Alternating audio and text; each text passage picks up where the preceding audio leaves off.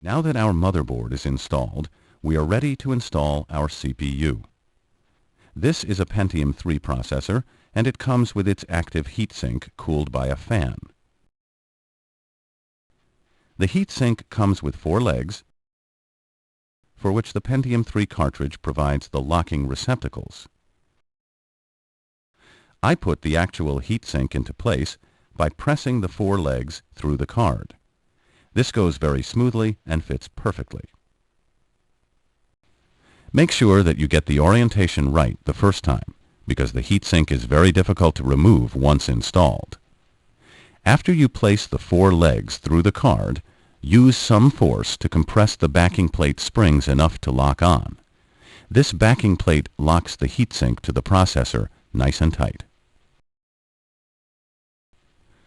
I will install the Pentium 3 chip to the motherboard. These 2 brackets will hold the chip in place. And again, I have to tell you, if you don't have a Pentium 3, the way you have to put your particular chip into place depends on how the processor was designed by its manufacturer. But the installation process is very similar. So here you see the contacts. They have to go into the socket, and this little notch has to fit into the socket. Make sure that the chip with its notch of the contact edge fits into the socket in the right way. When the contact line of the chip matches the way the socket is prepared for it, push the chip in. Now it is installed perfectly. Make sure you install your processor like this. This is the connector from the heatsink fan. The ATX motherboard offers 3 different power points. This connector has to plug in with this red 3-pin head that is located between the DIMM banks and the slot 1 connector. It is usually labeled on the board, right here.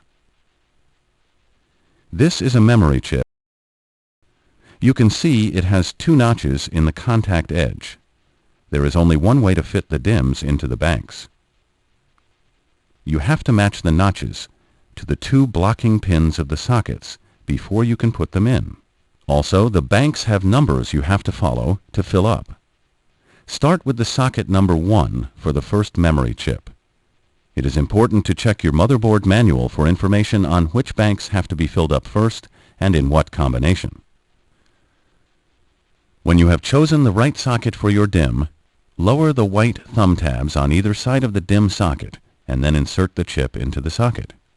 All right, make sure it fits nice.